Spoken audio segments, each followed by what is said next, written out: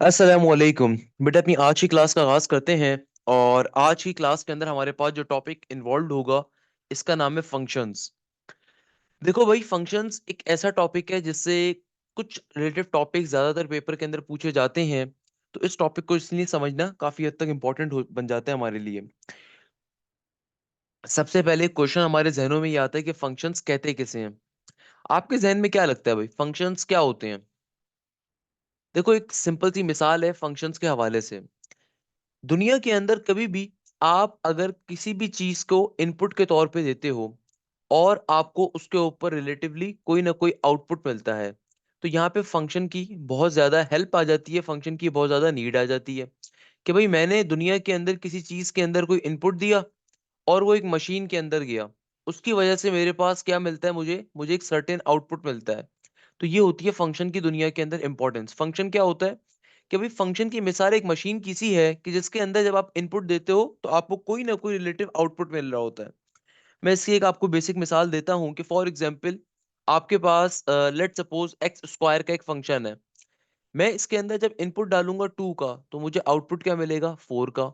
या फिर अगर मैं इसके अंदर इनपुट दूंगा 3 का तो मुझे आउटपुट क्या मिलेगा, 9 का। तो फंक्शंस किसे कहते हैं? फंक्शंस के अंदर जब कभी आप हमेशा एक इनपुट डालते हो तो आपको एक यूनिक किस्म का आउटपुट मिलेगा, सही है। हमेशा याद रखिएगा, फंक्शंस के अंदर आप कभी भी दुनिया के अंदर कोई भी जब इनपुट देते हो ना तो आपको उसके ऊपर रिलेटिव आउटपुट मिलता है। तो फंक्शन कहते ही एक इस बेसिक चीज को है कि आप उसके अंदर एक इनपुट दे रहे हो और आपको उसके ऊपर क्या मिल रहा है, आउटपुट मिल रहा है, सही है ना। फॉर एग्जाम्पल आप अपने कमरे के अंदर जब एक बटन को दबाते हो तो आपके कमरे का लाइट ऑन हो जाती है, या पंखा ऑन हो जाता है, या फिर पर्टिकुलरली एसी ऑन हो रहा होता है। तो इनपुट क्या था, इनपुट आपका उस बटन को प्रेस करना था। जब आपने बटन को प्रेस किया तो जाहिर सी बात है उसका कोई ना कोई सर्टेन आउटपुट होता है। तो फंक्शन किसे कहते हैं कि भाई फंक्शन की मिसाल एक मशीन की सी है कि आपने उसके अंदर एक इनपुट डाला, इनपुट डालने के ऊपर उसने आपको कोई ना कोई रिलेटिव आउटपुट दे दिया। तो भाई ये बुनियादी तरीन चीज है जो आपको हमेशा अपने जहन में रखनी है, सही है। ये बहुत बेसिक सा कॉन्सेप्ट है। अच्छा, एक चीज हमेशा याद रखिएगा, फंक्शंस की कुछ टाइप्स होती हैं कि भाई फंक्शंस कुछ सर्टेन तरह का होता है।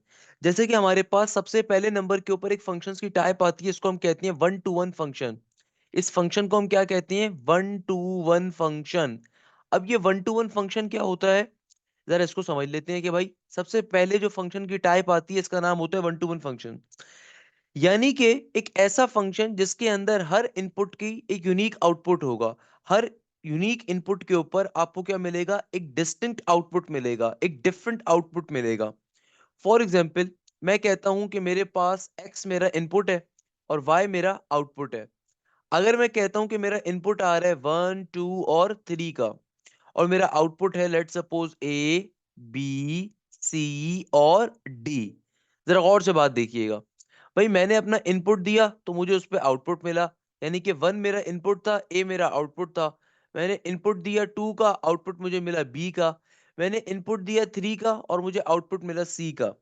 यानी कि देखो, हमारे पास सिंपल तरीके से वन टू वन फंक्शन किसे कहते हैं, एक ऐसा फंक्शन जिनके ऊपर हर एक्स के ऊपर आपका तमाम के तमाम इनपुट्स आपके यूटिलाइज होने चाहिए।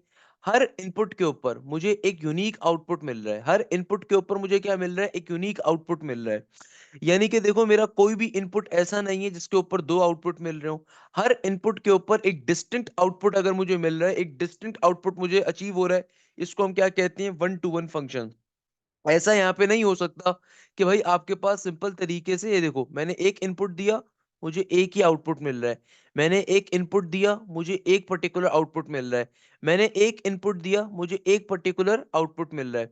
आपके तमाम के तमाम इनपुट्स क्या हैं, ऑक्युपाइड हैं। आपके तमाम के तमाम इनपुट्स क्या हैं, आपके ऑक्युपाइड हैं। यानी कि यहाँ पे ऐसा नहीं हो सकता कि मैं आपसे कहता हूँ कि भाई मेरे पास लेट सपोज 1 2 3 यहाँ पे आ जाए A B C और D, कि भाई मुझे 1 के ऊपर भी ए मिल जाए और 2 पे भी ए मिल जाए, ऐसा पॉसिबल नहीं है यहाँ पे। यहाँ पे आपके पास क्या होता है, हर इनपुट के ऊपर एक सर्टेन आउटपुट आपको मिलना चाहिए, एक डिफरेंट आउटपुट आपको मिलना चाहिए।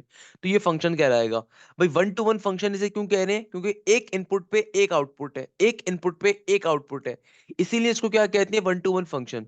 यानी कि देखो, ऐसा फंक्शन जहां पे आपके पास हर इनपुट के लिए एक डिस्टिंक्ट वाई है, हर इनपुट के लिए एक डिस्टिंक्ट वाई है। तो आप इसको अपने पास शॉर्ट फॉर्म में भी लिख सकते हो कि भाई दुनिया में एक ऐसा फंक्शन का होना, दुनिया के अंदर एक ऐसे फंक्शन का होना जहां पे आपके पास एक every X has a distinct Y, यानी कि हर इनपुट के लिए एक यूनिक आउटपुट आपको मिल रहा है, एक यूनिक आउटपुट आपके पास अचीव हो रहा है। इसीलिए इसको मैथ्स में क्या कहते हैं, वन टू वन फंक्शन। इसका नाम ही इसीलिए क्या है, वन टू वन फंक्शन। बुनियादी तरीन चीज है, ये सबसे बुनियादी टाइप होती है फंक्शंस की। अच्छा, इसका एक और नाम भी होता है, इसको मैथ्स के अंदर वैसे इसका एक और नाम भी होता है, इसको इंजेक्टिव फंक्शन भी कहते हैं। इसका नाम क्या होता है, इसको इंजेक्टिव फंक्शन भी कहते हैं। इंजेक्टिव फंक्शन का मतलब भी क्या होता है भी, same one to one function ही होता है कि भाई आपके हर इनपुट के ऊपर एक यूनिक आउटपुट अगर आपको मिल रहा है तो इसका नाम क्या है, इंजेक्टिव फंक्शन। अच्छा, इसके अलावा हमारे पास एक और टाइप क्या होती है फंक्शंस की, इसको हम कहते हैं ऑन टू फंक्शन। इसको हम क्या कहते हैं, ऑन टू फंक्शन, यानी कि surjective function. Onto function क्या होता है, onto function. Onto function का मतलब क्या है कि भाई अगर आपके पास दुनिया के अंदर कोडोमेन और रेंज बराबर हो जाए, खैर ये अलग टॉपिक है, इसको हम आगे चल के भी देखेंगे भी, मगर फिलहाल के लिए ऑन टू फंक्शन क्या है, इसका एक और नाम होता है सरजेक्टिव फंक्शन। सरजेक्टिव फंक्शन, इसका नाम क्या होता है हमारे पास दुनिया के अंदर, सरजेक्टिव फंक्शन। अब ये सरजेक्टिव फंक्शन क्या होता है कि भाई देखो, मैं आपसे कहता हूं कि भाई मेरे पास दुनिया के अंदर लेट सपोज इनपुट आ रहा है, अगेन 1 2 3 4 और 5। मेरे पास आउटपुट गिवन है, for example A B C D, let suppose, सही है। मैं कहता हूं कि भाई मेरे पास इनपुट के ऊपर एक आउटपुट है, फिर इनपुट पे आउटपुट मिल रहा है, फिर इनपुट पे आउटपुट मिल रहा है, फिर इनपुट पे आउटपुट मिल रहा है, मगर मेरे पास दो इनपुट के ऊपर एक सिमिलर आउटपुट मिल रहा है। तो ये भी पॉसिबल है दुनिया के अंदर, क्योंकि फंक्शंस की बुनियादी डेफिनेशन क्या है, फंक्शंस की बुनियादी डेफिनेशन ये होती है कि आपका हर इनपुट यूटिलाइज होना चाहिए। यानी कि आप एक इनपुट दे रहे हो, आपको क्या मिल रहा है, एक आउटपुट मिल रहा है, यूनिक आउटपुट मिल रहा है। ये फंक्शन की टाइप है। अगर आप एक इनपुट देते हो और आपको एक इनपुट के ऊपर, एक सिंगल इनपुट के ऊपर अगर आपको दो आउटपुट मिल रहे होते हैं तो ये फंक्शन नहीं होता, इसको हम रेंज कहते हैं। इसको हम क्या कहते हैं, इसको हम रिलेशन कह सकते हैं।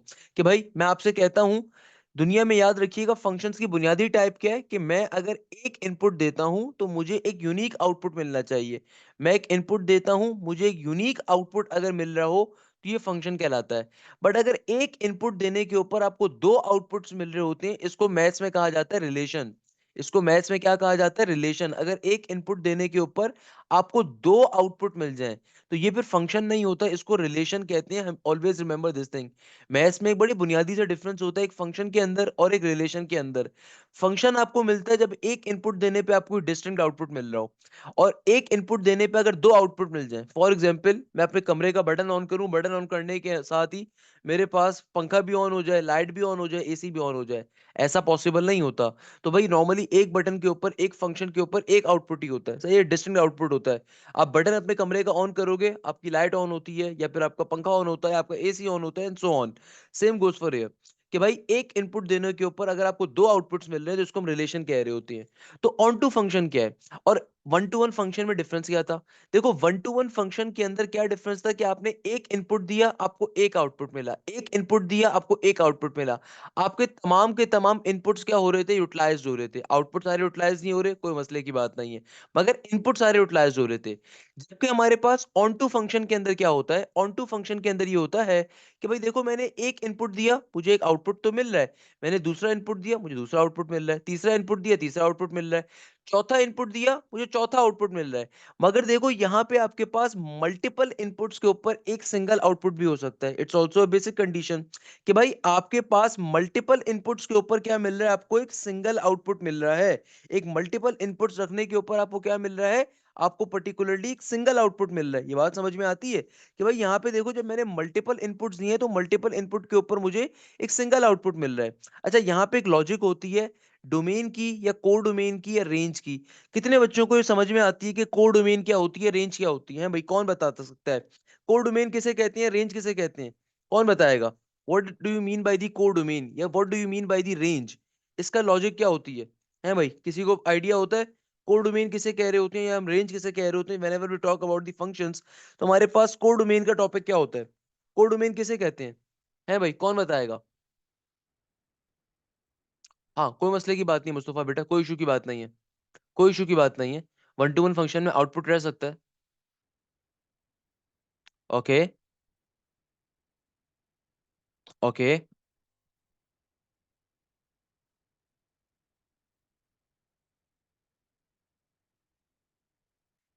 बाकी बताओ भाई, जल्दी जल्दी सोच के बताओ किसे कहते हैं। सही है। Can be answer, very good. Very good.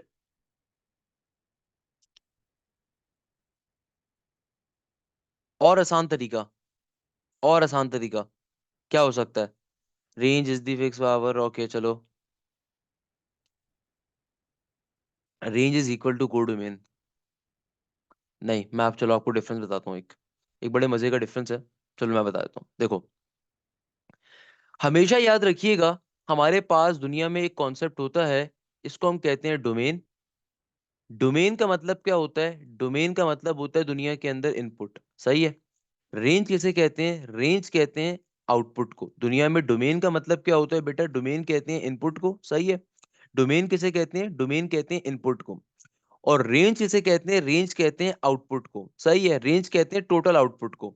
जो भी आपका टोटल आउटपुट होता है उसको रेंज कहते हैं। देन एक जुमला होता है core domain.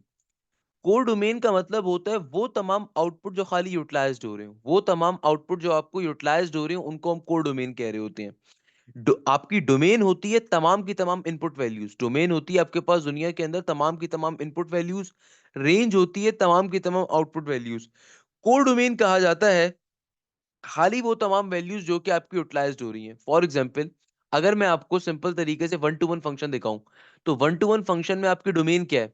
One to one function के अंदर अगर मैं आपसे कहता हूं ना आपकी डोमेन क्या है, तो भाई आपकी तमाम की तमाम ये वैल्यूज जो है ना, ये वन टू थ्री, ये आपकी डोमेन्स हैं।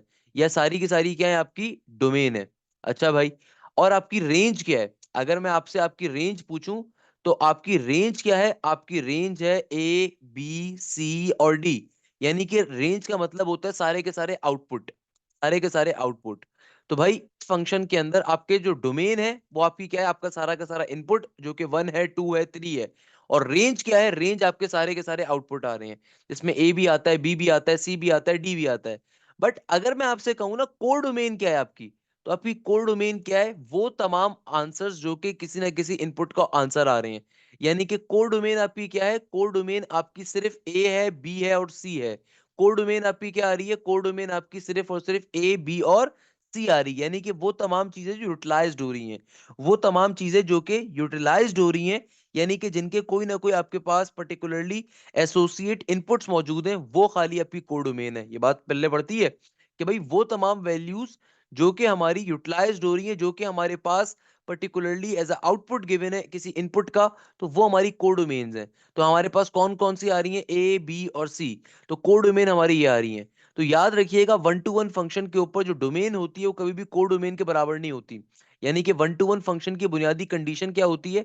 कि डोमेन कभी भी कोर डोमेन के बराबर नहीं होगी। नॉर्मल सी बात है, इसके लिए कंडीशन ही नहीं होती, क्योंकि जाहिर सी बात है आपका कोई ना कोई आउटपुट जो होता है वो लेफ्ट आउट होता है। और ये फंक्शन तो है भाई, फंक्शन की टाइप, फंक्शन ऐसी टर्म को कहते हैं जहां पे हर इनपुट आपका यूटिलाइज्ड हो रहा हो। हर इनपुट के ऊपर एक यूनिक आउटपुट आपको मिलना चाहिए। अगर हर इनपुट के ऊपर आपको यूनिक आउटपुट मिल रहा है तो फंक्शन कहलाएगा। बट कौन सा फंक्शन है, अब इसकी बहस है। तो कौन सा फंक्शन है? सबसे पहले नंबर पे आता है वन टू वन फंक्शन।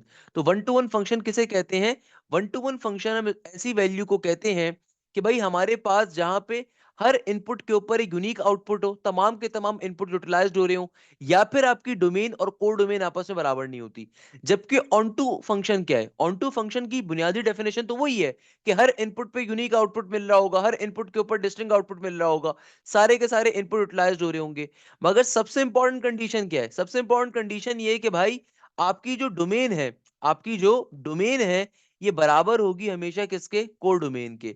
यानी कि इसका मतलब क्या है कि आपकी तमाम की तमाम, आपकी तमाम की तमाम जो वैल्यूज होंगी, आपकी तमाम की तमाम जो वैल्यूज होंगी, वो यूटिलाइज्ड हो रही होंगी। इसको हम ऐसे करके भी कह सकते हैं कि भाई मैं यहाँ पे कंडीशन अपनी ये भी कह सकता हूँ कि मेरी जो रेंज होगी वो किसके बराबर होगी? कोर डोमेन के बराबर होगी। यानी कि देखो इस कॉन्सेप्ट के अंदर, अगर आप यहाँ पे देखो कि इस कॉन्सेप्ट के अंदर आपकी रेंज क्या है? आपकी रेंज है ए के बराबर, बी के बराबर, सी के बराबर और डी के बराबर। और आपकी कोर डोमेन भी क्या है? क्योंकि तमाम के तमाम आउटपुट्स आपके यूटिलाइज्ड हो रहे हैं, तो जाहिर सी बात है कोड डोमेन भी आपकी इसी के बराबर है। तो ऑन टू फंक्शन के लिए हम क्या कह रहे होते हैं कि भाई हमारी जो रेंज है और हमारी कोड डोमेन है वो आपस में क्या है, बराबर है।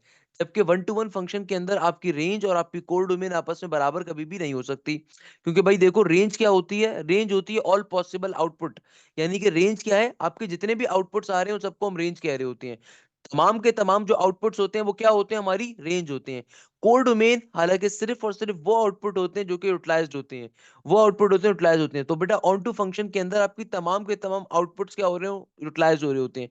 तो हम क्या कहते हैं कि रेंज इसके बराबर है कोर डोमेन के। मैं इसकी एक और एग्जांपल दिखाता हूँ, इसमें टेंशन लेने की जरूरत नहीं है, कोई भी एग्जांपल आप कंसीडर कर सकते हो। फॉर एग्जांपल मैं कहता हूं कि भाई यहाँ पे लिखा हुआ है 1 2 3, और यहाँ पे आ रहा है मेरे पास 4 5 6, यहाँ पे 7 भी कर दो चलो। तो भाई फॉर एग्जाम्पल 1 के ऊपर मुझे 4 मिल रहा है, 2 के ऊपर मुझे 5 मिल रहा है, 3 के ऊपर मुझे 6 मिल रहा है, 7 के ऊपर ही मुझे 6 मिल रहा है। देखो मैंने यहाँ पे क्या करा है, मैंने दो इनपुट्स के ऊपर एक आउटपुट सिंगल दिया हुआ है। हमेशा याद रखिएगा, ऐसा नहीं हो सकता कि आपके पास एक सिंगल आउटपुट मिल रहा हो, दो आपके पास जो है ना पर्टिकुलरली, यानी कि मैं इसको चलो एक और तरीके से आपको एक्सप्लेन करता हूं। मैं आपको इसे एक्सप्लेन करता हूं किस पैटर्न के ऊपर, इस पैटर्न के ऊपर, कि भाई ये देखो, ये हमारे पास एक डिफरेंट चीज आ रही है। अगर मैं आपसे कहता हूं कि भाई मेरे पास इनपुट एक ही है, देखो इनपुट मेरे पास एक ही है, इसके ऊपर मुझे एक आउटपुट मिल रहा है 5 का और एक आउटपुट मिल रहा है मुझे 6 का, ये फंक्शन क्या होगा, नहीं कहलाएगा। क्योंकि फंक्शन की बात क्या होती है कि भाई एक सिंगल इनपुट के ऊपर आपको क्या मिलना चाहिए, एक डिस्टिंक्ट आउटपुट मिलना चाहिए। हर सिंगल इनपुट के ऊपर, डिस्टिंक्ट इनपुट के ऊपर आपको क्या मिलना चाहिए, डिस्टिंक्ट आउटपुट मिलना चाहिए। यानी कि देखो यहाँ पे 3 क्या हो रहा है, 3 पे एक दफा 5 भी आ रहा है। यानी कि मैंने लेट सपोज मैंने अपना बटन ऑन किया कमरे का, बटन ऑन करने के ऊपर मेरे पास बल्ब भी ऑन हो गया, फैन भी ऑन हो गया, एसी भी ऑन हो गया, साथ में और कोई लाइट शाइट भी ऑन हो गई। ये मजाक नहीं हो सकता ना, यानी कि भाई देखो एक सिंगल बटन के ऊपर एक ही बल्ब ऑन होगा। यानी कि लेट सपोज बटन ऑन करने के ऊपर बल्ब ऑन हो जाएगा, या फिर फैन ऑन होगा, या एसी ऑन होगा, या फिर कोई और चीज ऑन हो रही होगी। तो भाई मगर ऐसा तो नहीं होता ना कि एक बटन ऑन करने से सारी चीजें ऑन हो जाए। हाँ पावर ब्रेकर की मैं बात नहीं कर रहा, उसमें सारी चीजें ऑन हो जाएंगी, मगर नॉर्मल हालात के अंदर एक बटन के ऊपर कोई डिस्टिंक्ट आउटपुट ही आपको मिल रहा होगा। तो भाई याद रखिएगा फंक्शन की टाइप क्या है, फंक्शन कहते ही किसे हैं। फंक्शन की बुनियादी कंडीशन क्या है कि जहां पे आपको एक इनपुट के ऊपर एक आउटपुट हमेशा ऑब्टेन्ड हो रहा हो, एक इनपुट के ऊपर हमेशा एक आउटपुट ऑन हो, तो ये फंक्शन नहीं है। फंक्शन ये किस सूरत में बनेगा, अगर मेरे पास डिफरेंट इनपुट्स के ऊपर एक आउटपुट मिल रहा है, कोई मसला नहीं है, ये पॉसिबिलिटी होती है फंक्शंस के अंदर, इसे फंक्शन आप कह सकते हो कि भाई आपके डिस्टिंक्ट इनपुट आ रहे हैं, यानी कि इनपुट मेरे क्या आ रहे हैं, डिफरेंट आ रहे हैं। मेरे इनपुट क्या आ रहे हैं, डिफरेंट आ रहे हैं। 1 मेरा डिफरेंट इनपुट है, 2 डिफरेंट इनपुट है, 3 डिफरेंट इनपुट है, 7 एक डिफरेंट इनपुट आ रहा है, कोई मसले की बात नहीं है। हमारे पास जो हमारा वन टू वन फंक्शन था, वहां पे ये लॉजिक होती है कि भाई एक इनपुट पे एक ही आउटपुट मिलना चाहिए, जबकि ऑन टू फंक्शन में कंडीशन नहीं होती। ऑन टू फंक्शन के अंदर आपके पास मल्टीपल इनपुट्स के ऊपर ही डिफरेंट आपको सिमिलर आउटपुट भी मिल सकता है, क्योंकि फंक्शन का नाम ही क्या है, सर्जेक्टिव। सर्जेक्टिव के अंदर होता क्या है कि मल्टीपल इनपुट्स के ऊपर आपको एक आउटपुट भी मिल सकता है, इट्स अ सिंपल थिंग। यहाँ पे जो असल लॉजिक होती है वो क्या होती है कि जो आपकी रेंज होगी और आपकी कोड डोमेन होगी हमेशा बराबर आएगी। इसका मतलब क्या है कि भाई आपकी रेंज के अंदर कोई भी वैल्यू लेफ्ट आउट नहीं हो रही होती, कोई भी वैल्यू आपकी लेफ्ट आउट नहीं होती। रेंज किसे कहते हैं, रेंज कहते हैं ऑल पॉसिबल आउटपुट को। यानी कि ये मेरा एक आउटपुट है, ये मेरा एक आउटपुट है, ये मेरा एक आउटपुट है। ये तमाम की तमाम वैल्यूज रिप्रेजेंट कर रही है किसको, रेंज को। अब रेंज और कोड डोमेन हमेशा बराबर हो जाती है सब्जेक्टिव के अंदर। कोड डोमेन का मतलब क्या होता है, कोड डोमेन का मतलब होता है सिर्फ वो वैल्यूज का होना जो कि मेरे आउटपुट को शो कर रही हैं, सिर्फ वो वैल्यूज का होना जो कि मेरे आंसर को रिप्रेजेंट कर रही हैं। जैसे कि हमारे पास वन टू वन फंक्शन के अंदर था, वन टू वन फंक्शन में खाली ए था, बी था और सी था, ये कोड डोमेन थी। हालांकि ए बी सी डी ये सारी की सारी क्या थी, मेरी रेंज थी।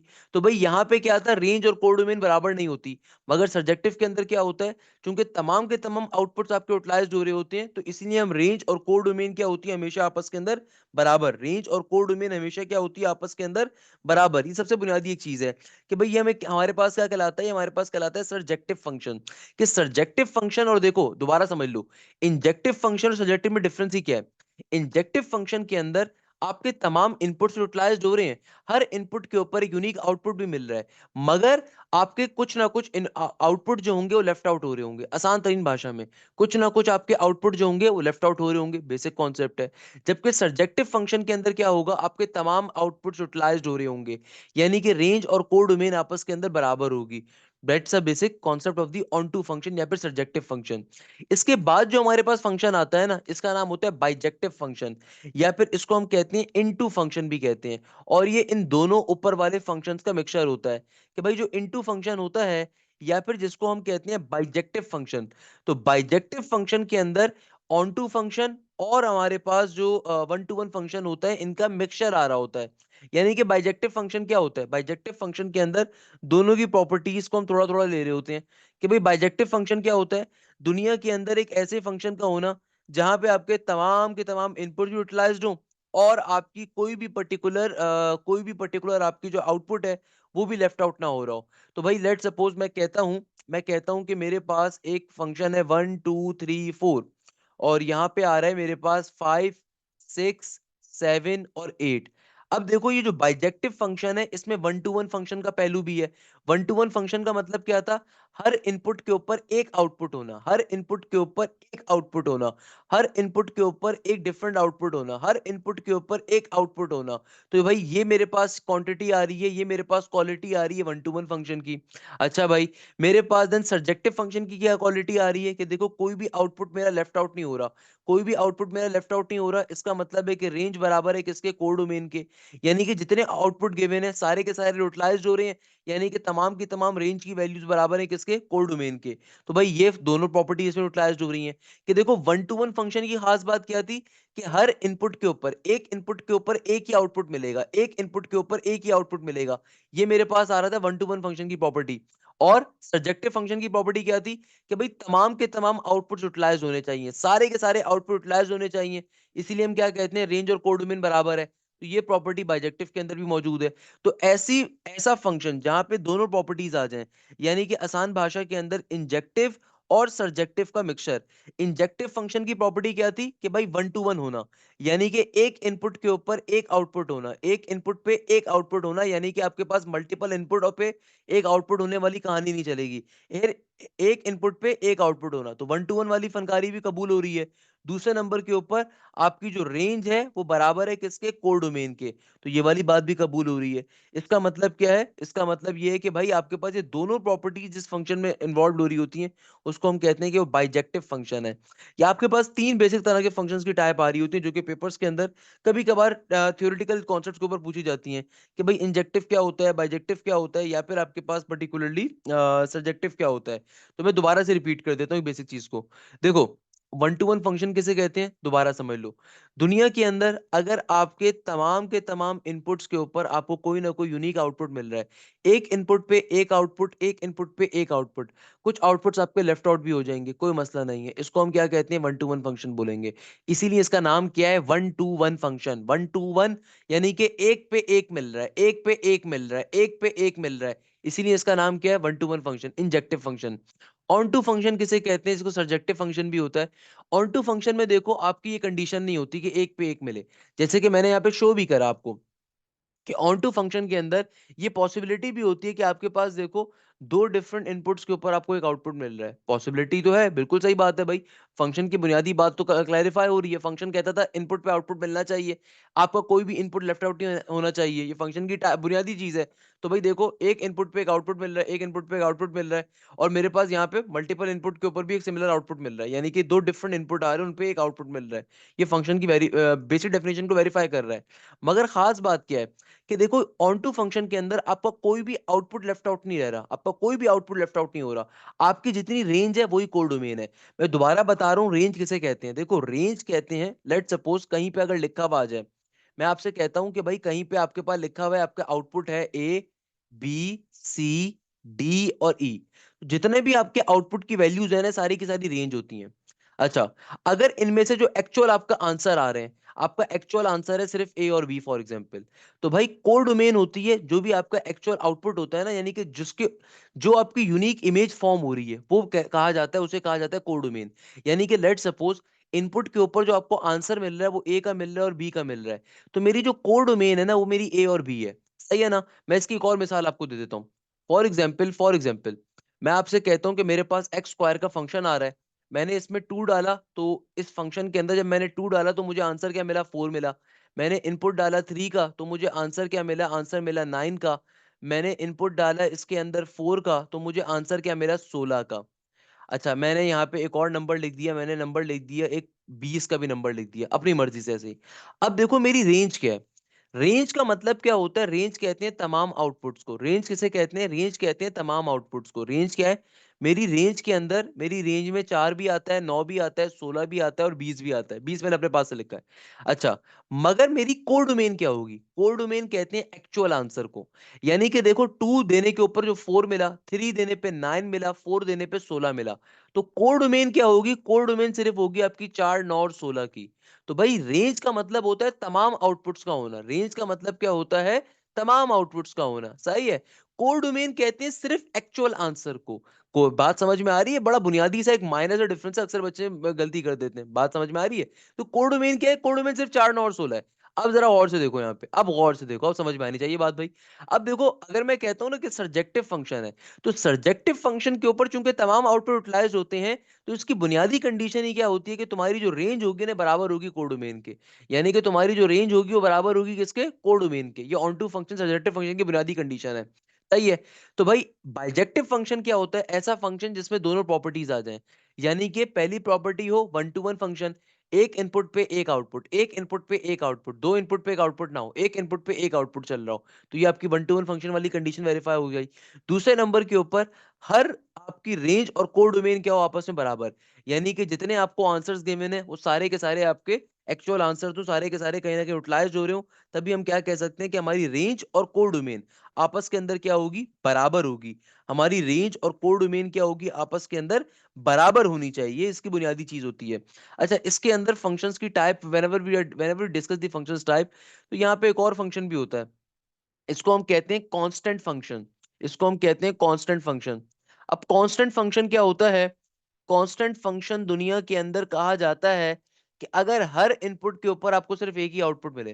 फॉर एग्जाम्पल, मैं कहता हूं कहीं पे लिखा हुआ आ जाए 1 2 3 4 और 5, और यहाँ पे लिखा हुआ है 6, यानी कि भाई मुझे इस वाले इनपुट पे भी 6 मिला, इस इनपुट पे भी 6 मिला, इस इनपुट पे भी 6 मिले, इस इनपुट पे भी 6 मिले, इस इनपुट पे भी 6 मिले।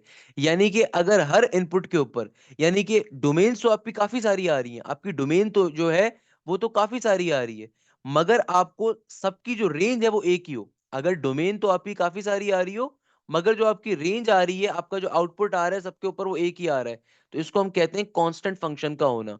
देखो दोबारा एक बात बता देता हूं, फंक्शन किसे कहते हैं, फंक्शन कहते हैं एक इनपुट पे आपको एक आउटपुट मिल रहा है, सही है, नॉर्मल बात है।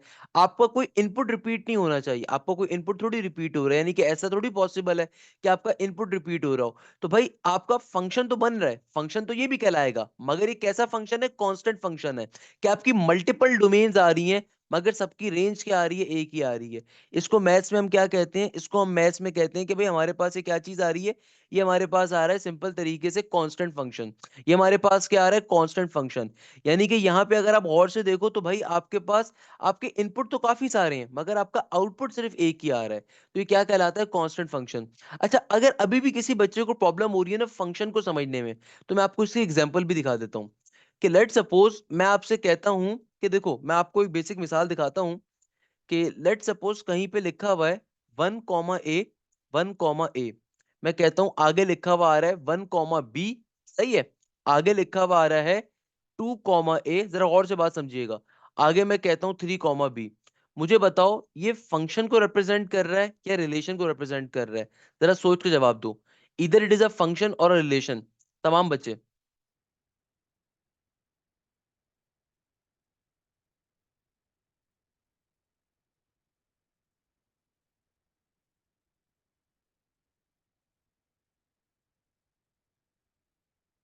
बोथ, वेरी गुड रानी आबिद, बोथ। वेरी गुड आमना हसन, वेरी गुड मदिया बेटा, फंक्शन को रिप्रेजेंट कर रहा है, वेरी गुड।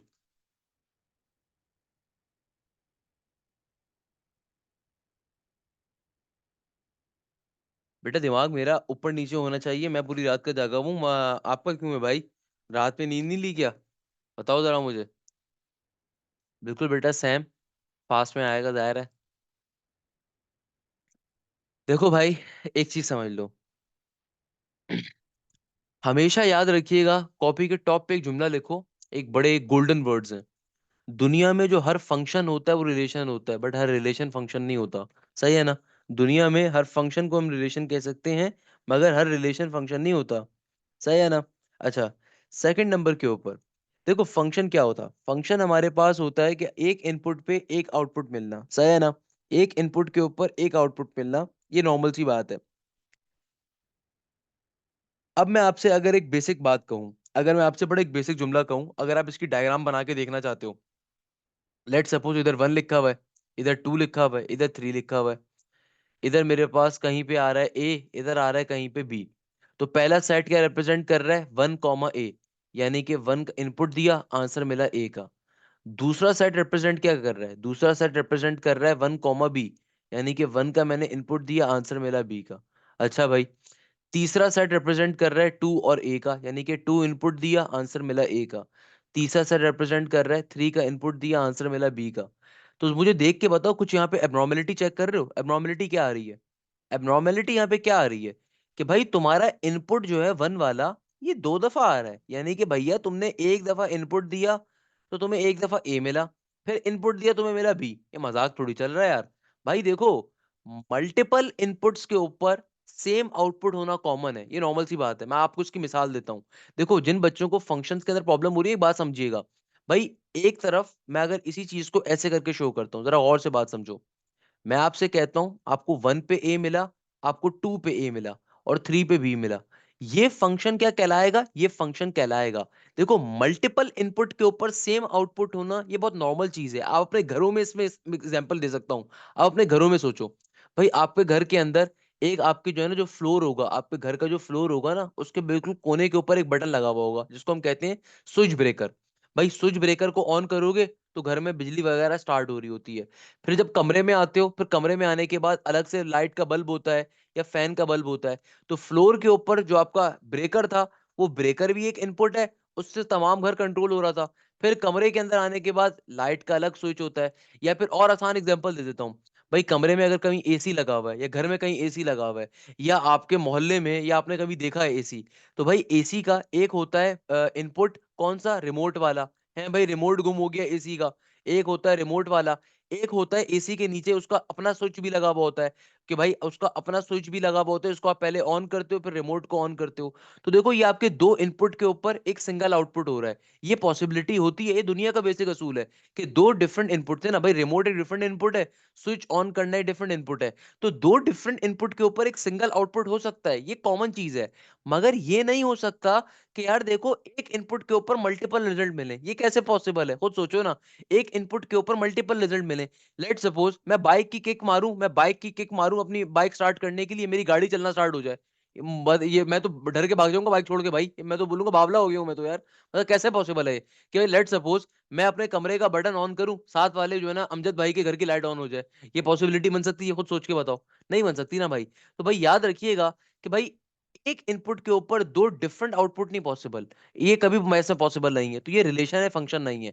हाँ, मल्टीपल इनपुट के ऊपर एक सिंगल आउटपुट हो सकता है, ये नॉर्मल सी बात है भाई। इसकी आपके पास कई मिसालें मौजूद हैं।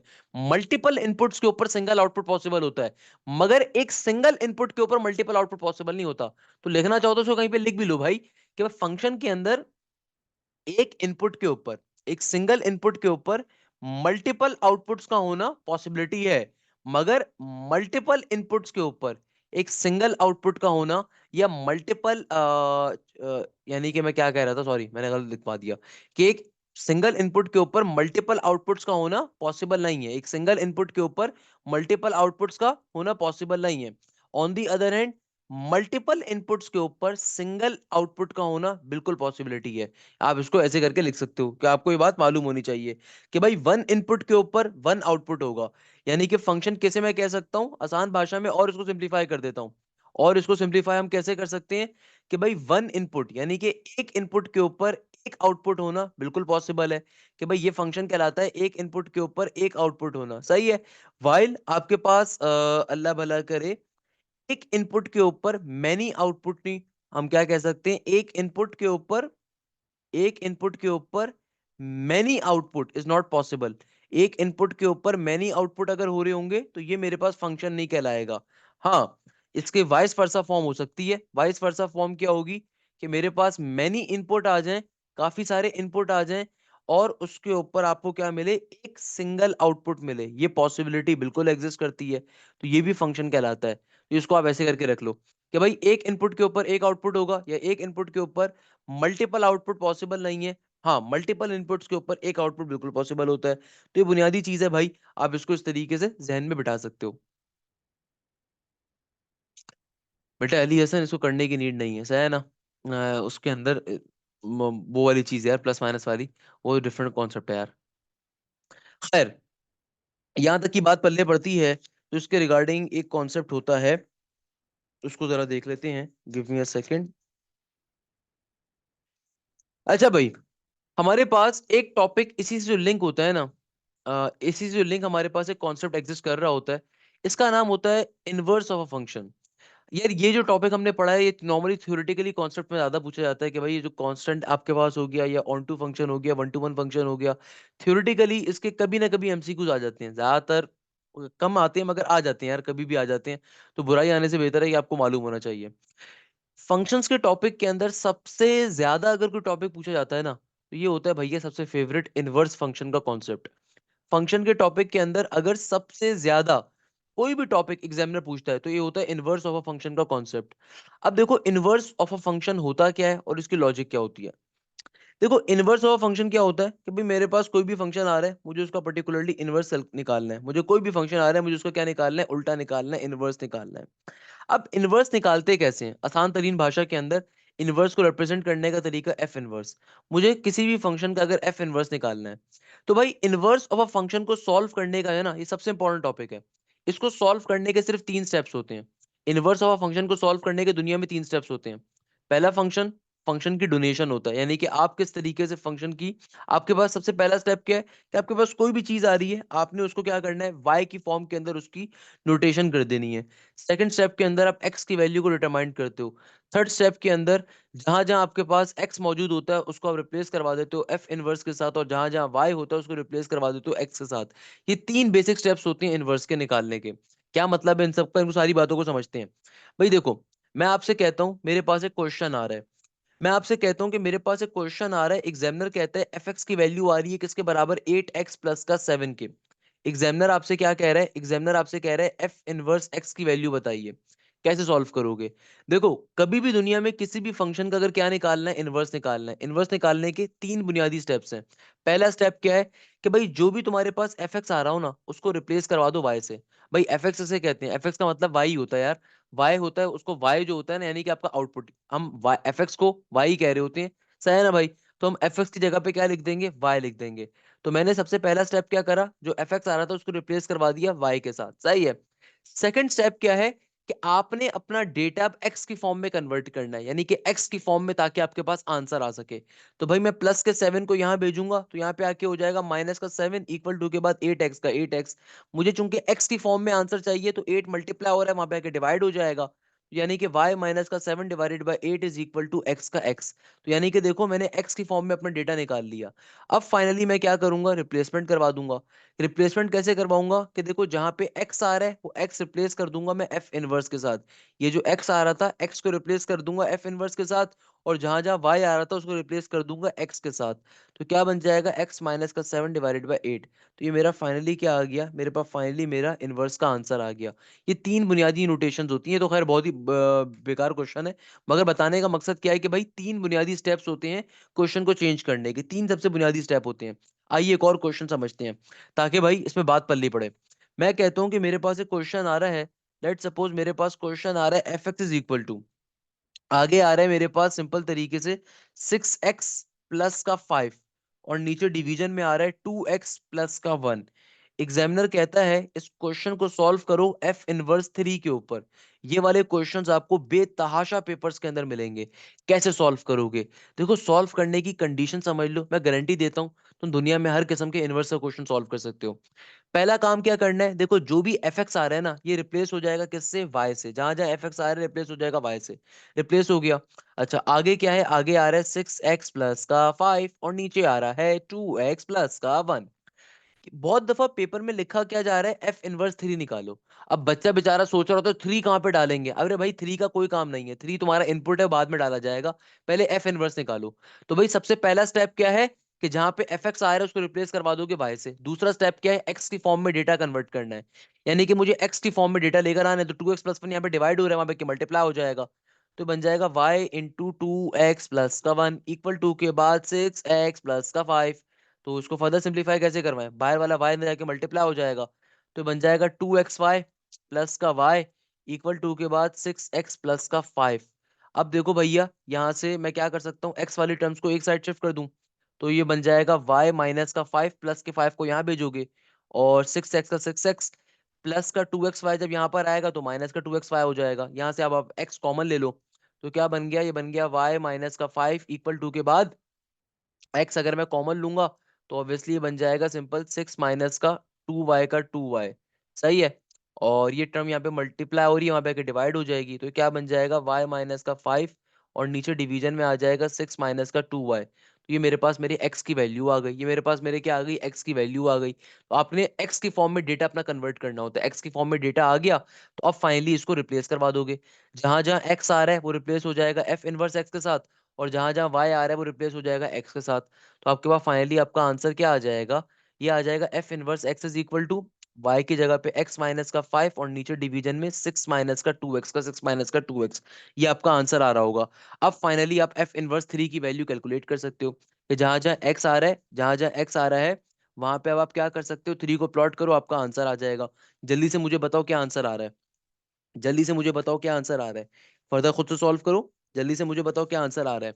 मैं आपको दो क्वेश्चंस दे रहा हूं, मुझे इसका आंसर जल्दी से बताओ। एक क्वेश्चन आ रहा है F x is equal to X plus का 5, और नीचे डिवीजन में आ रहा है एक्स माइनस का 3। इस क्वेश्चन को सॉल्व करना है F−2 के ऊपर। एक मुझे ये क्वेश्चन सॉल्व करके बताओ। एक मैं कहता हूं क्वेश्चन आ रहा है F x is equal to, आगे आ रहा है एक्स माइनस का 3, और नीचे आ रहा है एक्स प्लस का 6। ये क्वेश्चन सॉल्व करके बताओ मुझे F−4 के ऊपर। जल्दी से मुझे दो क्वेश्चन सॉल्व करके बताओ, शाबाश, परफेक्ट। लो मैं बताता हूँ। भाई देखो सबसे पहला वाला क्वेश्चन मैंने पूरा ऑलरेडी सॉल्व करवा ही दिया था। F−3 का मतलब क्या है कि देखो सबसे पहली बात समझो, मैंने जानबूझ के यहाँ पे छोड़ के गया था कि देखो आपने सबसे पहले अपने फंक्शन F−1 की वैल्यू निकाल ली। अब F−3 का मतलब क्या होता है भाई, ये वाले क्वेश्चन आप बहुत दफा पेपर में देखोगे इस तरह की वैल्यू के साथ। इसका मतलब क्या होता है कि जब आपने फाइनली F−1 x का आंसर निकाल लिया ना, अब जहां जहां आपका इनपुट आ रहा है वहां पे आप इनपुट अपना 3 का दे दो। तो भाई यानी कि जहां जहां x गिवन है वहां पे मैं 3 लिख दूंगा उसकी जगह पे, तो क्या बन जाएगा, ये हो जाएगा F−3। यहाँ पे आ जाएगा x की जगह पे 3 माइनस का 5, और नीचे 6 माइनस का 2, और x की जगह पे आ जाएगा सिंपल 3 का 3। तो तीन में से अगर मैं 5 को माइनस करूंगा तो ये बनेगा नेगेटिव का 2, और 6 का 6 माइनस का 3 2 6। तो ये तो मेरे ख्याल में किसके बराबर, जीरो के बराबर ही फॉर्म हो जाएगा। ये तो मेरे पास जाहिर सी बात है क्या बन जाएगा, ये मेरे पास बन जाएगा 3 माइनस का 5, और नीचे तो जीरो फॉर्म हो रहा होगा। ये तो हमारे पास क्या बन गया भैया, मसले का बायस बन गया। तो ये 3 नहीं होगा, यहाँ पे क्या होगा, ये तो नेगेटिव का 3 होगा। सही है। तो ये क्वेश्चन में कोई मैंने ब्लंडर मारा हुआ है, यानी कि भाई यहाँ पे 3 नहीं होगा, नेगेटिव का 3 होगा। तो जहां जहां एक्स आ रहा है वहां पे नेगेटिव का 3 डाल दो भाई, क्योंकि उसकी बजाय वो गलत बन रहा है, क्योंकि देखो ना नीचे जीरो आ गया तो फंक्शन अनडिफाइंड हो जाएगा। तो मैं क्या करता हूँ, इस 3 की जगह पे नेगेटिव का 3 डाल के चेक कर लेता हूँ। नेगेटिव का 3 और नेगेटिव का 5, नेगेटिव का 8 बन गया, और नीचे क्या हो जाएगा, माइनस का 3 और माइनस का 2, पॉजिटिव का 6 और 6 प्लस का 6, ये 12। हाँ ये भी फिर भी आपके पास कोई प्रॉपरली डिफाइंड वैल्यू आ रही है, तो ये क्या है, करेक्ट आंसर आ गया। यहाँ पे वैसे प्लस का 3 नहीं था, नेगेटिव का 3 था, तो रिमेंबर दिस थिंग, ये मैंने यहाँ पे प्लस का 3 गलती से लिख दिया था। अच्छा, दूसरा क्वेश्चन मैंने आपको सॉल्व करने के लिए क्या दिया था भाई, मैंने आपसे कहा था कि फंक्शन आ रहा है एक्स प्लस का 5 डिवाइडेड बाई एक्स माइनस का 3, F−2 निकाल के बताओ। जल्दी से सॉल्व कर लो इसको, कैसे सॉल्व करोगे, सबसे पहले नंबर के ऊपर एफ एक्स की जगह पे आप लिखोगे y को, एफ एक्स की जगह पे क्या आ जाएगा, y का y इक्वल टू के बाद x प्लस का 5, और नीचे डिवीजन में आ जाएगा x माइनस का 3। सही है। x माइनस 3 यहाँ पे डिवाइड हो रहा है, वहां पे जाके मल्टीप्लाई हो जाएगा, तो ये बन जाएगा y इंटू एक्स माइनस का 3 इक्वल टू के बाद x प्लस का 5 एज इट इज।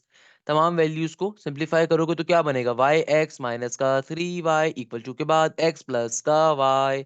तमाम वैल्यूज को एक साइड पे शिफ्ट। तो ये बन जाएगा मेरे पास सिंपल वाई एक्स माइनस का एक्स इक्वल टू के बाद 5 प्लस का 3y। यहां से मैं x कॉमन अगर लूंगा तो ब्रैकेट में क्या बचेगा, ब्रैकेट में बचेगा y माइनस का 1 इक्वल टू के बाद सिंपल 5 प्लस का 3y। It is y minus का 1 यहाँ पे मल्टीप्लाई हो रहा है, वहां पे आके डिवाइड हो जाएगा, तो x की वैल्यू क्या आ जाएगी, ये आ जाएगी 5 प्लस का 3y divided by y minus का 1।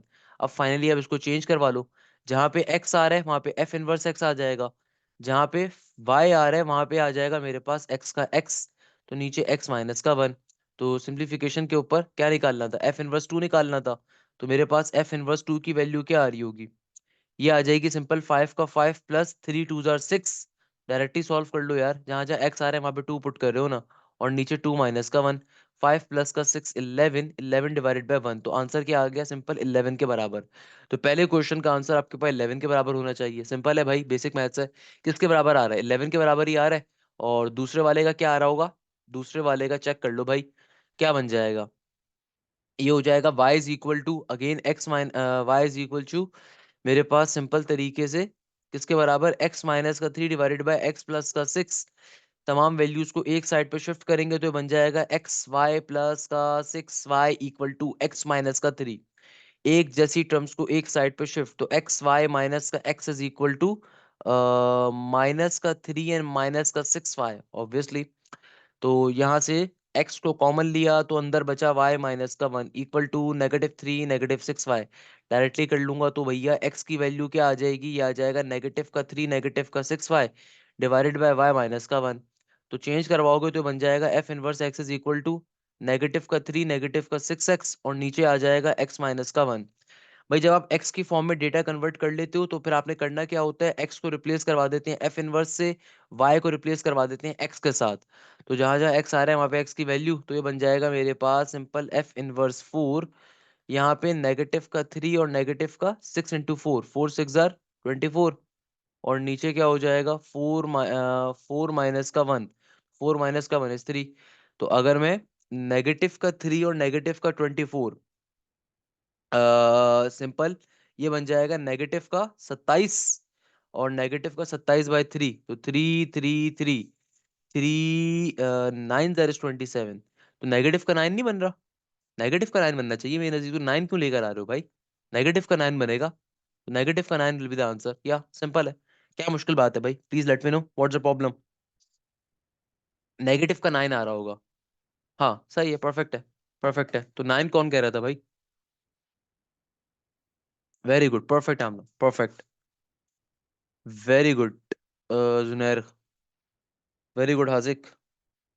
अच्छा भाई, मजे का कॉन्सेप्ट था ना। अच्छा, अब हमारे पास आता है इसी तरह एक और कॉन्सेप्ट, अगेन फंक्शंस के अंदर एक और चीज जो सबसे ज्यादा पूछी जाएगी ना, इस टॉपिक का नाम क्या होता है, पहले मुझे बता दो, ये बात क्लियर है।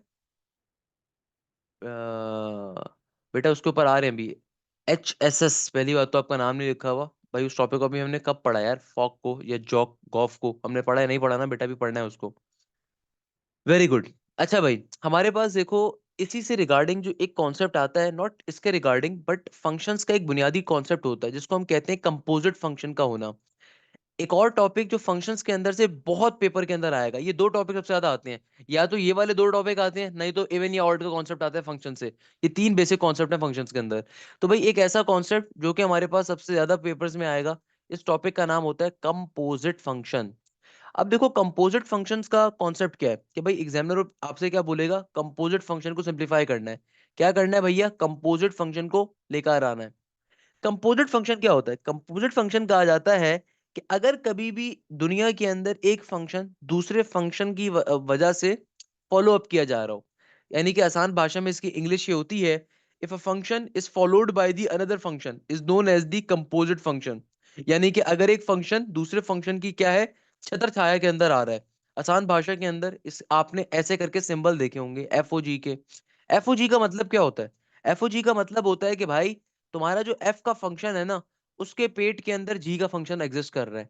यानी कि आप gx को क्या कर रहे हो, f के फंक्शन में डाल रहे हो। या फिर अगर कहीं पे लिखा हुआ आ जाए GOF, तो GOF का मतलब क्या है, कि भाई देखो यानी कि जो g का एक्चुअल फंक्शन था ना, उसके अंदर आपने जो अपनी डोमेन रखी है, इनपुट दिया है, वो किसका दिया है, fx के फंक्शन को दिया हुआ है। सही है, ये बहुत बुनियादी चीज होती है, अभी हम आहिस्ता आहिस्ता बात समझते हैं कि भाई एफ ओ जी का मतलब क्या होता है, कि देखो जी जो है एफ के अंदर मौजूद है। ये जी ओ एफ का मतलब क्या होता है कि जो एफ आ रहा है वो जी के अंदर आ रहा है। यानी कि बात जरा समझने के लिए क्वेश्चन का जरा सहारा लेते हैं। मैं कहता हूं कि भाई मेरे पास एक फंक्शन है और ये फंक्शन आ रहा है किसके बराबर, एक्स स्क्वायर प्लस के 2 के बराबर, सही है। मेरे पास एक और फंक्शन है, ये जी एक्स का फंक्शन है, ये बराबर है किसके, एक्स प्लस 5 के। Okay perfect. अब मुझे लेट सपोज सॉल्व करना है एफ इंटू जी, सही है ना, एफ ओ जी, इसको एफ ओ जी कह लो, सही है। या फिर मुझे सॉल्व करना है जी ओ एफ, तो दोनों के आंसर्स क्या होंगे। या फिर मैं इसको थोड़ा सा और हार्ड कर देता हूं, मैं कहता हूं मुझे सॉल्व करना है जी ओ एफ इंटू थ्री, या फिर मुझे सॉल्व करना है एफ इंटू जी ओ टू। तो कैसे सॉल्व करेंगे, क्या तरीकेकार होगा। ये इस तरीके से पेपर के अंदर एमसीक्यूज आएंगे भाई। एक आध एमसीक्यूज ऑब्वियसली आएगा, मगर मैं आपको मल्टीपल दिखा रहा हूँ।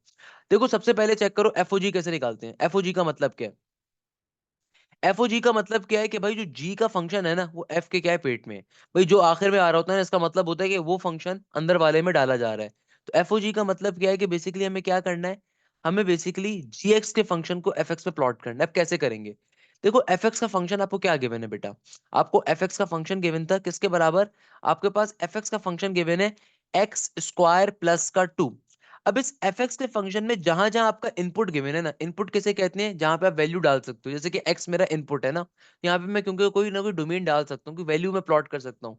तो मेरे पास जो जी का फंक्शन आ रहा है वो बेसिकली मैं क्या करूंगा, अपने एफ के इनपुट के अंदर प्लॉट कर दूंगा। मेरे पास जो जी का इनपुट आ रहा है बेसिकली मैं क्या करूंगा, एफ के इनपुट में प्लॉट कर दूंगा। तो क्या बन जाएगा, ये हो जाएगा एफ का एफ, इस एक्स की जगह के ऊपर मैं जी एक्स का फंक्शन डाल दूंगा जो कि किसके बराबर है, एक्स प्लस 5 के बराबर है। यहाँ पे भी देखो एक्स आ रहा है, तो एक्स की जगह पे मैं बेसिकली अपने जीएक्स के फंक्शन को प्लॉट कर दूंगा, सही है ना। तो ये क्या बन जाएगा, ए प्लस बी का होल स्क्वायर।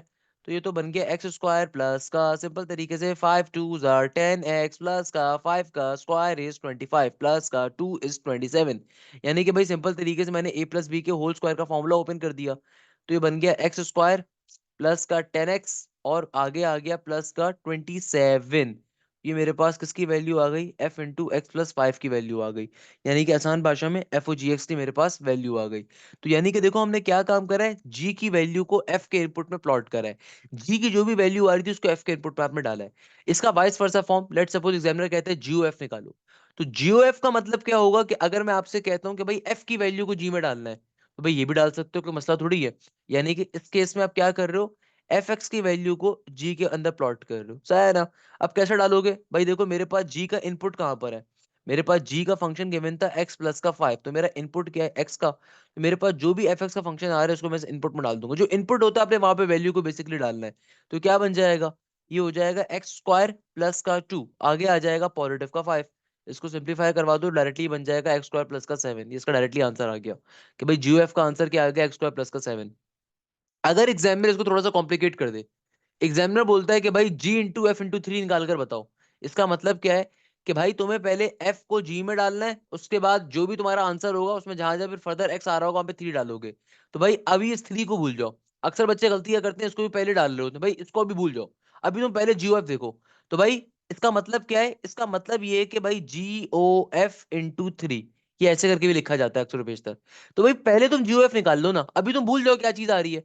पहले तुमने सेम काम करना है कि तुमने एफ के फंक्शन को जी के पेट में डालना है। तो पहले तुम सिंपल जीओएफ निकालो। तो सिंपल जीओएफ का आंसर क्या आया था, अभी हमने चेक किया था ना, निकाल के देखा था। तो सिंपल जी इंटू एफ एक्स का आंसर किसके बराबर आया था, ये आया था एक्स स्क्वायर प्लस 7 के। तो तुम्हारे पास सिंपल ये हमने अभी तो निकाला है, एक्स स्क्वायर प्लस 7 आया था।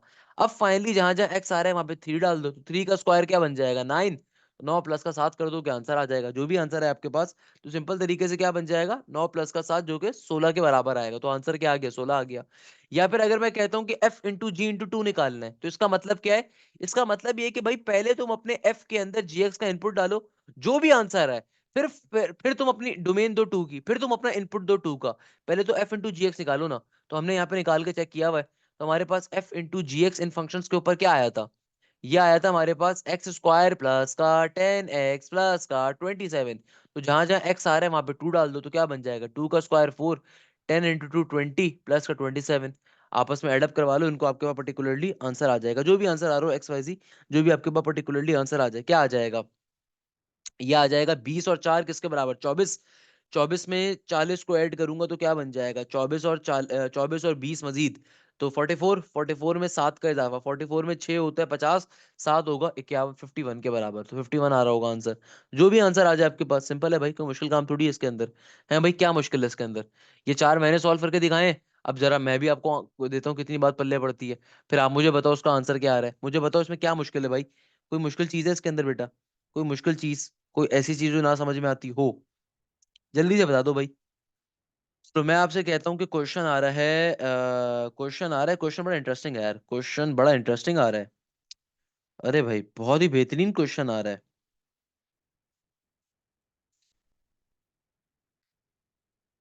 पहले एक आसान वाला दें या डायरेक्टली हैवी दे दें?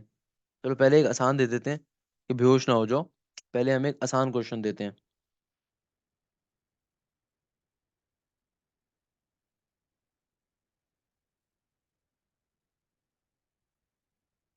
मैं कहता हूं कि मेरे पास एक फंक्शन आ रहा है एफ एक्स बराबर है किसके, 3x+2 के। ओके, एफ एक्स बराबर आ रहा है 3x+2 के। आगे एग्जामिनर कहता है कि जी एक्स की वैल्यू आ रही है किसके बराबर, 4x+1 के बराबर। आगे मैं कहता हूं एच एक्स एक और फंक्शन है, इसकी वैल्यू आ रही है अंडर रूट के अंदर x² + 1 के। सबसे पहले नंबर के ऊपर तो एक मासूमाना काम करके दिखा दो भैया। पहला काम क्या है, f × g × एच एक्स निकाल के बता दो। सही है, इतना कोई मुश्किल काम नहीं है, बेसिक काम है। सही है ना? चलो इतना ही मुश्किल नहीं करते, आप सिंपल f × g निकाल के बता दो यार, और आसान कर लो। पहला काम ये कर लो। दूसरे नंबर पे क्या काम करना है वो इंपॉर्टेंट है। दूसरे नंबर पे आपको काम करना है g 1। आगे मेरे पास आ रहा है फंक्शन का फंक्शन, फिर आ रहा है h × 5। तो आसान है यार, मुश्किल नहीं है। हैं, बेहोश मत हो जाना। तो ये सॉल्व करके बता दो जल्दी से, ये दो क्वेश्चंस जल्दी से बताओ क्या आंसर आ रहा होगा, शाबाश।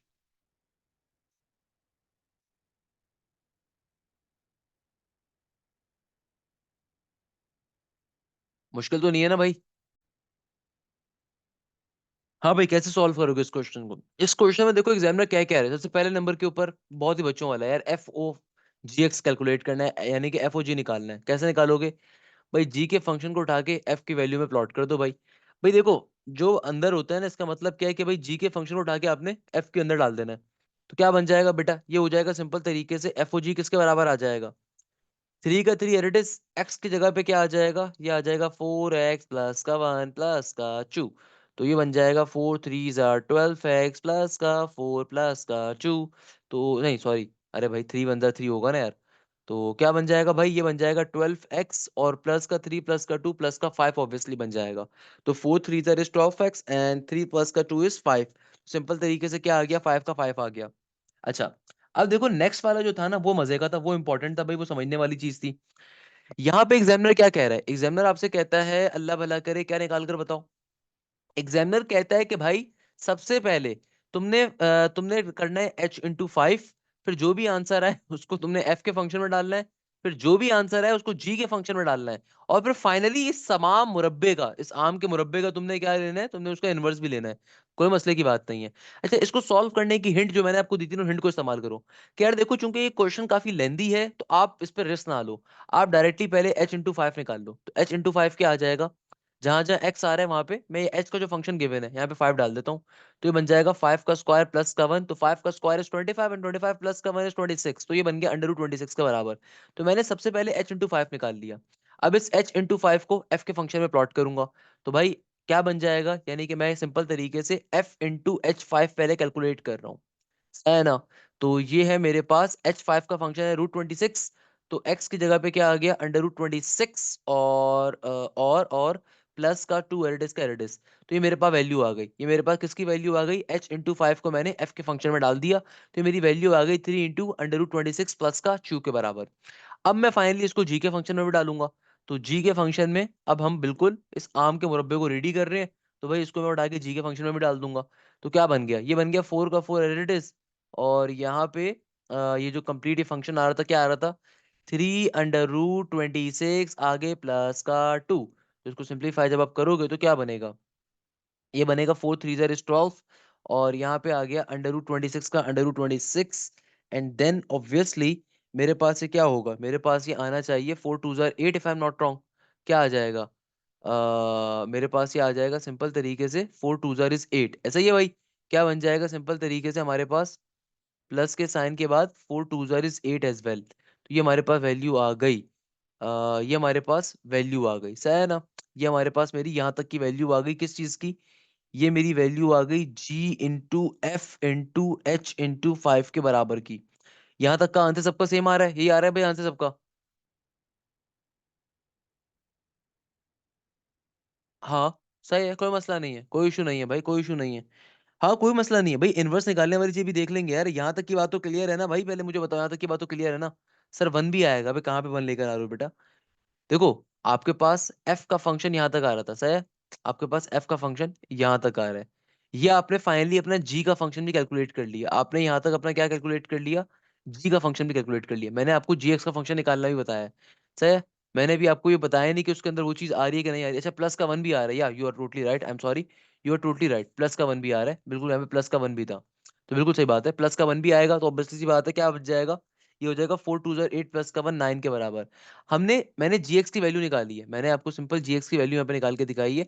हमें निकालना है कि हमें इनवर्स निकालना है, मुझे भी पता है भाई आपको क्या निकालना है, आपको इनवर्स निकालना है। अब इनवर्स का फंक्शन कैसे निकालोगे, ये इंपॉर्टेंट चीज है।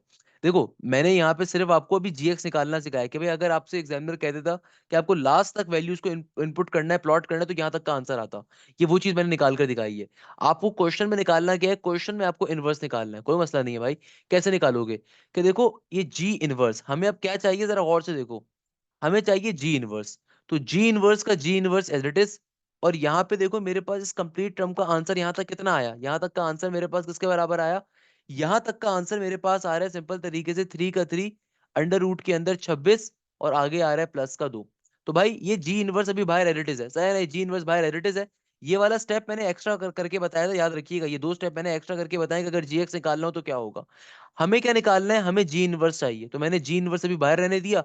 और इस कंप्लीट टर्म की वैल्यू किसके बराबर आई है, ये आई है 3 × √26 प्लस के 2 के बराबर। अब देखो इसको सॉल्व कैसे करें, अब जहन में क्वेश्चन आता है कि सर इसको सॉल्व कैसे करें। सर ये तो जी इनवर्स और अंदर फंक्शन गिवन है, यानी कि देखो यहाँ पे क्या है, यहाँ पे ये पूरी की पूरी टर्म आपका इनपुट आ रही है, समझ रहे हो, ये पूरी की पूरी टर्म तुम्हारा इनपुट है और ये जी इनवर्स आ रहा है। तो भाई मेरे पास जी का फंक्शन एक्चुअल में क्या गिवन था, मेरा जी का एक्चुअल फंक्शन क्या था, ये आ रहा था मेरे पास सिंपल 4x + 1 के बराबर। तो भाई अगर मुझे इस फंक्शन से क्या निकालना है, मुझे इस फंक्शन से अपना जी इनवर्स निकालना है।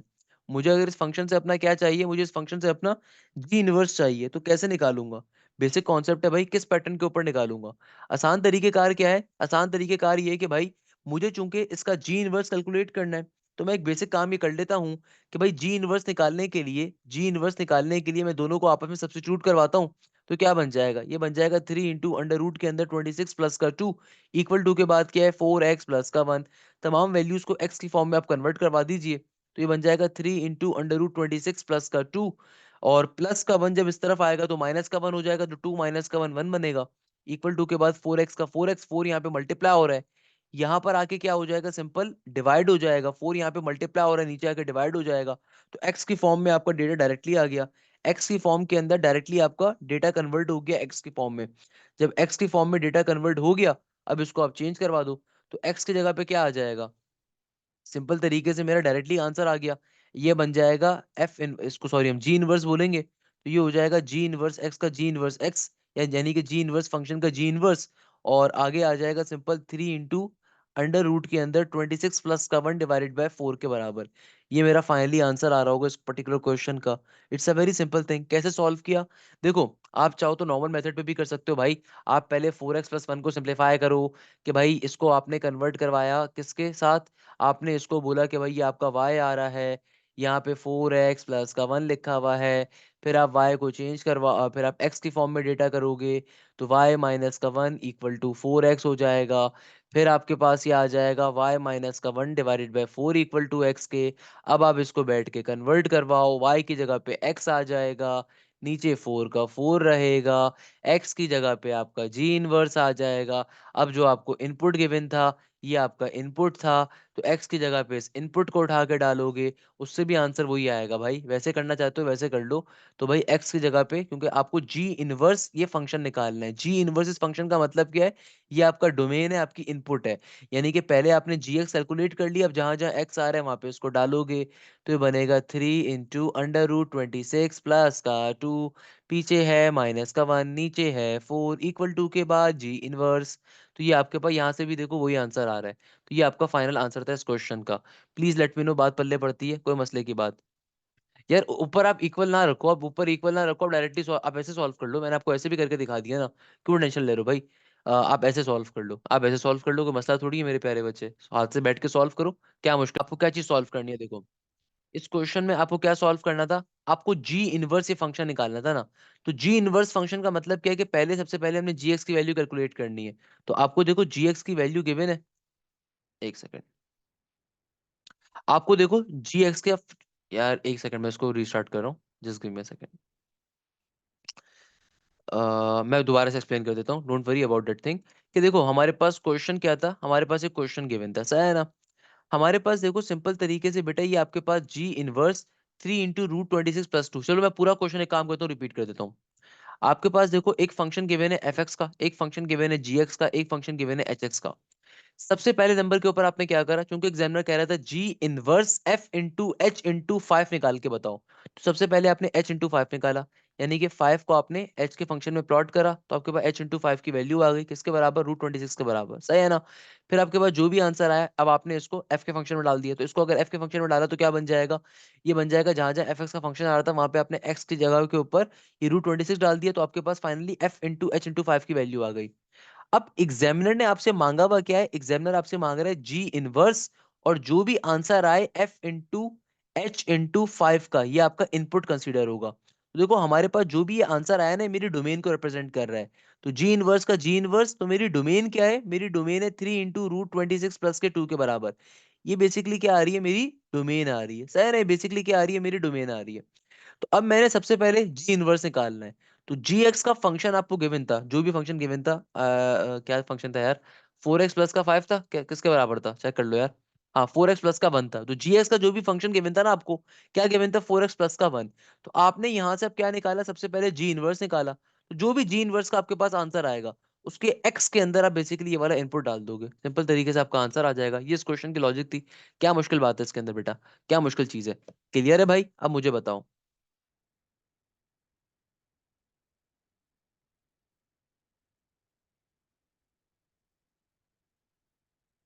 मेरे प्यारे बेटे एहसन मालिक, इसको हमने ऑलरेडी ट्रिगोनोमेट्री में पढ़ा हुआ है, discuss we have already discuss this thing.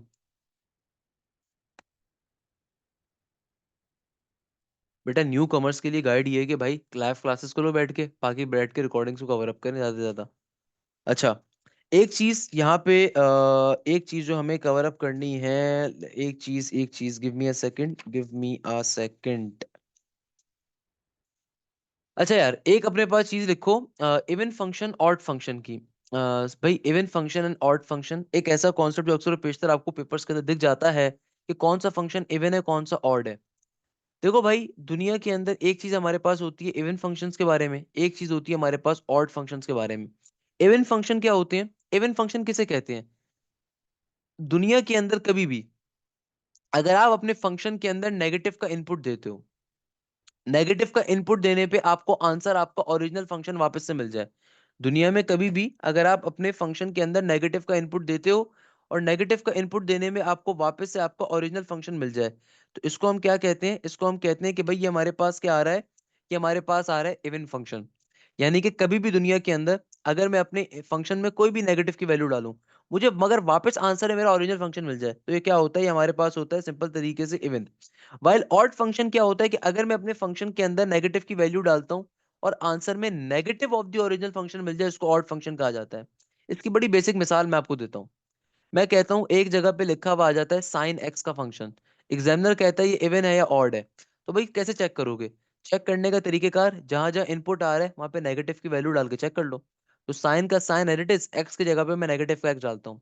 मुझे पता है साइन की प्रॉपर्टी क्या होती है, साइन की प्रॉपर्टी होती है कि भाई एंगल जो होता है ना, वो उसको उठा के बाहर फेंक देता है। जो एंगल आता है आपके पास वो सिंपल तरीके से क्या करता है, वो उसको उठा के बाहर फेंक देता है, यानी कि नेगेटिव की वैल्यू को, तो ये बन जाएगा किसके बराबर, नेगेटिव का साइन एक्स। तो भाई ओरिजिनली देखो साइन एक्स क्या था, मैं क्या कह सकता हूँ कि मेरा जो साइन एक्स था ना ये बराबर था किसके, एफ एक्स के। तो अगर मैं साइन एक्स की जगह पे एफ एक्स लिखूं तो क्या बन गया, यानी कि एफ इंटू नेगेटिव एक्स इसके बराबर आ रहा है नेगेटिव के फंक्शन के। तो यानी कि किसको रिप्रेजेंट कर रहा है, ऑड फंक्शन को, ये किसको रिप्रेजेंट कर रहा है, ऑड फंक्शन को। ये ऑड फंक्शन है साइन एक्स। अगर मैं कहता हूँ कॉस एक्स क्या होगा, cos x will be even और ऑड। तो भाई देखो क्या होगा, जाहिर सी बात है जब मैं इसमें नेगेटिव की वैल्यू डालूंगा तो क्या बन जाएगा, ये बन जाएगा कॉस इंटू नेगेटिव एक्स।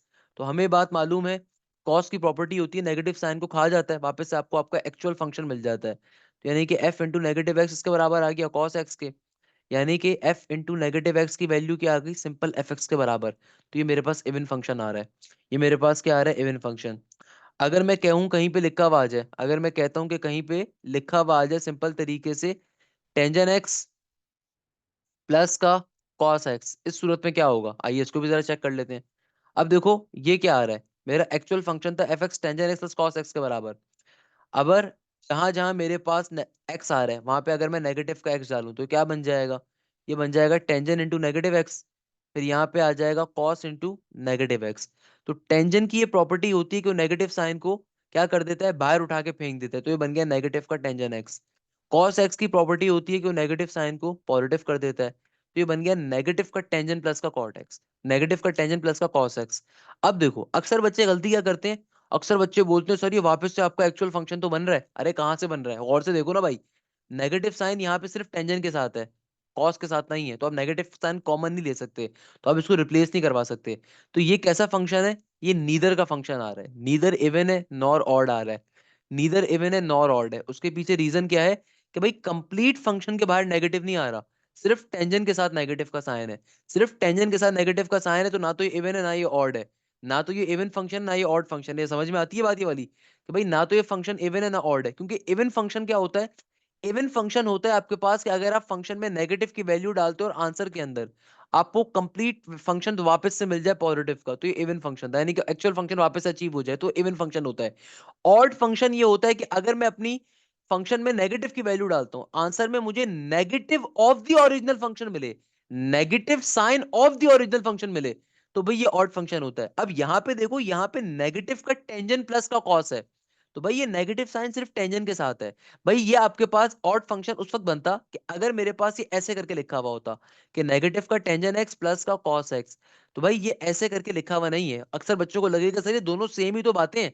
अरे भाई जमीन आसमान का डिफरेंस है, जब आप ब्रैकेट ओपन करोगे तो नेगेटिव साइन दोनों से मल्टीप्लाई होगा, यानी कि यहाँ पे नेगेटिव सिर्फ टेंजन के साथ बन रहा है, कॉस के साथ नहीं बन रहा। तो इसको मैं कभी भी नेगेटिव का एफएक्स नहीं कह सकता, क्योंकि भाई ये एक्चुअल फंक्शन नहीं बन रहा मेरे पास। एक्चुअल फंक्शन इस सूरत में बनता, एक्चुअल फंक्शन इस सूरत में बनता है मेरे पास, तो मैं उसको नेगेटिव एफएक्स कह सकता था।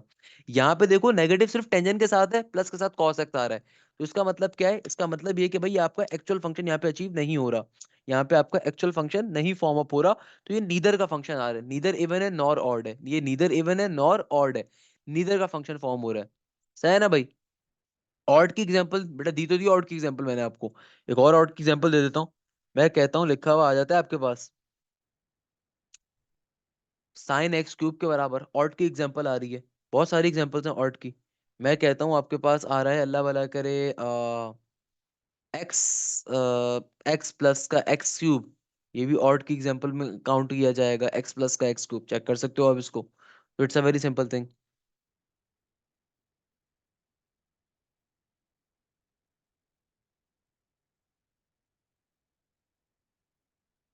चलो मैं समझा देता हूँ, एक और दफा बता देता हूँ।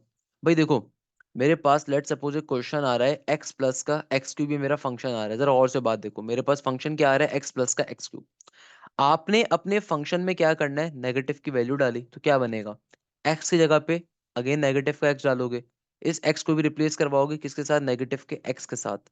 तो भाई यहाँ पे आ जाएगा सिंपल नेगेटिव का एक्स, और नेगेटिव एक्स का क्यूब क्या होगा, क्यूब ऑड पावर है, ऑड पावर नेगेटिव साइन को नेगेटिव रहने देगा। तो अब देखो मैं नेगेटिव साइन एक काम करता हूँ, यहाँ से कॉमन ले लेता हूँ, दोनों के साथ आ रहा है, तो ब्रैकेट में क्या आ गया, ब्रैकेट में आ गया एक्स प्लस का एक्स क्यूब। एक्स प्लस का एक्स क्यूब किसके बराबर होता है, एक्स प्लस का एक्स क्यूब, यानी कि मेरे एक्चुअल फंक्शन के बराबर होगा, क्योंकि मेरा एक्चुअल फंक्शन क्या गिवन था, ये गिवन था ना आपको, एक्स प्लस का एक्स क्यूब। जरा गौर से देखो, जब आपने अपने फंक्शन के अंदर नेगेटिव की वैल्यू को इंसर्ट करा तो आपको आंसर क्या मिल रहा है, negative of the original function. इसका मतलब ये क्या है, ये ऑड फंक्शन है, आपको negative of the original function मिल रहा है। तो इसका मतलब क्या है, ये ऑड फंक्शन है। याद रखिएगा इवन फंक्शन में क्या होता है कि जब आप अपने फंक्शन के अंदर, अपनी इनपुट के अंदर, अपनी डोमेन के अंदर आप नेगेटिव वैल्यू डालते हो, अगर आपको आंसर पॉजिटिव का मिल जाए तो इसको इवन फंक्शन कहते हैं।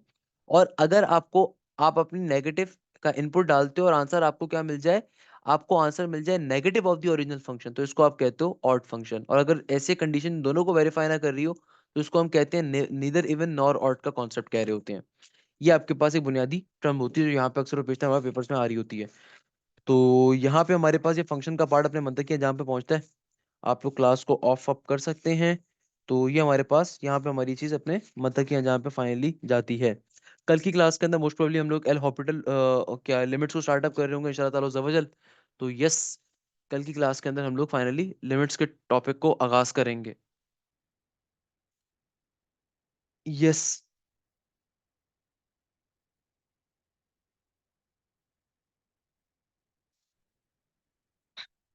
यस, सेट्स हो सकता है हम कल पढ़ लें, हो सकता है हम लास्ट में पढ़ें। मेरे पास छोटे छोटे टॉपिक से रहते हैं, फंक्शंस हो गया, ये हो गया। सही है ना बेटा। मैराथन का पार्ट नंबर 2 का क्या मुराद है आपकी बेटा, ये मैराथन समझा नहीं मैं आपकी बात।